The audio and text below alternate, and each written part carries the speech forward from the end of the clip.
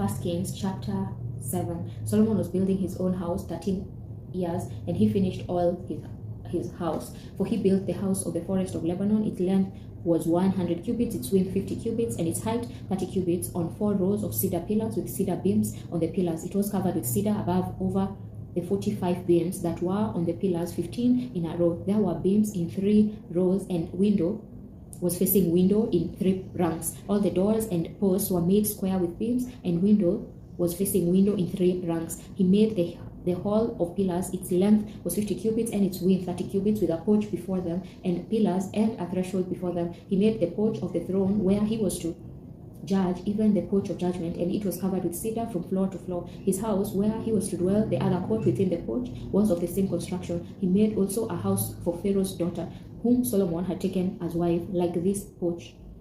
All these were of costly stones, even of stone cut according to measure, sewed with saws inside and outside, even from the foundation to the coping, and so on the outside to the great court. The foundation was of costly stones, even great stones, stones of 10 cubits and stones of 8 cubits. Above were costly stones, even cut stone according to measure, and cedar wood. The great court around had 3 courses of cut stone, with a course of cedar beams, like the inner court of Yahweh's house and the porch of the house. King Solomon sent and brought Hiram out of Tyre. He was the son of a widow of the tribe of Naphtali, and his father was a man of Tyre, a worker in bronze, and he was filled with wisdom and understanding and skill to work all works in bronze. He came to Solomon and performed all his work, for he fashioned the 2 pillars of bronze, 18 cubits high apiece, and a line of 12 cubits encircled either of them. He made 2 capitals of molten bronze to set on the tops of the pillar. The height of the one capital was 5 cubits, and the height of the other capital was 5 cubits. There were nets of checker work and wreaths of chain work for the capitals, which were on the top of the pillars, 7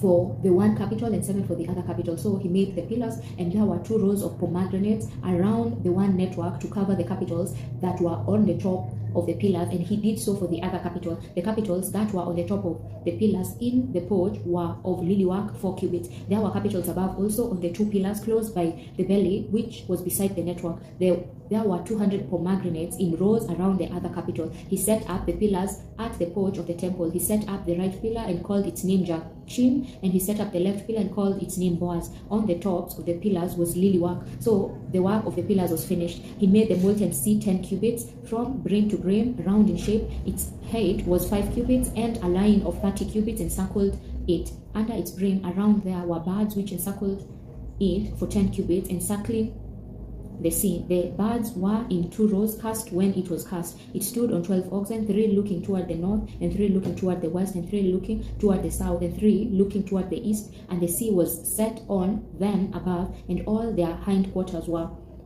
inward. It was a hand width thick. Its brim was worked like the brim of a cup, like the flower of a lily. It held 2,000 baths. He made the 10 bases of bronze. The length of one base was 4 cubits, 4 cubits its width, and 3 cubits its height. The work of the bases was like this. They had panels, and there were panels between the ledges, and on the panels that were between the ledges were lions, oxen, and cherubim, and on the ledges there was a pedestal above, and beneath the lions and oxen were wreaths of hanging work. Every base had 4 bronze wheels and axles of bronze, and its 4 feet had supports. The supports were cast beneath the basin, with wreaths at the side of each. Its opening within the capital and above was a cubit. Its opening was round like the work of a pedestal, a cubit and a half, and also on its opening were engravings, and their panels were square, not round. The 4 wheels were underneath the panels, and the axles of the wheels were in the base. The height of the wheel was a cubit and a half, a cubit.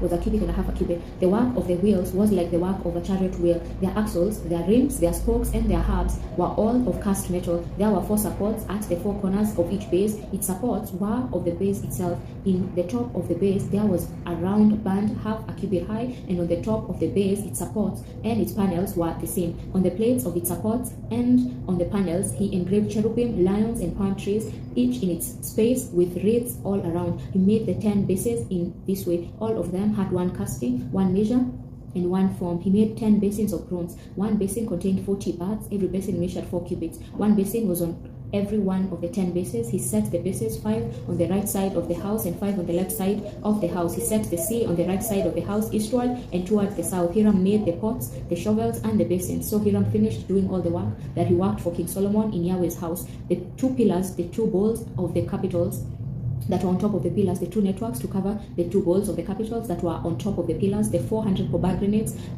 for the 2 networks, 2 rows of pomegranates for each network to cover the 2 bowls of the capitals that were on the pillars, the 10 bases, the 10 basins on the bases, the 1 sea, the 12 oxen under the sea, the pots, the shovels, and the basins. All of these vessels which Hiram made for King Solomon in Yahweh's house were of burnished bronze. The king cast them in the plain of the Jordan, in the clay ground between Succoth and Zarethan. Solomon left all the vessels unweighed because there were so many of them. The weight of the bronze could not be determined. Solomon made all the vessels that were in Yahweh's house, the golden altar and the table that the showbread was on of gold, and the lampstands, 5 on the right side and 5 on the left in front of the inner sanctuary of pure gold, and the flowers, the lamps, and the tongs of gold, the cups, the snuffers, the basins, the spoons, and the fire pans of pure gold, and the hinges both for the doors of the inner house, the most holy place, and for the doors of the house of the temple of gold. Thus all the work that King Solomon did in Yahweh's house was finished. Solomon brought in the things which David his father had dedicated, the silver, the gold, and the vessels,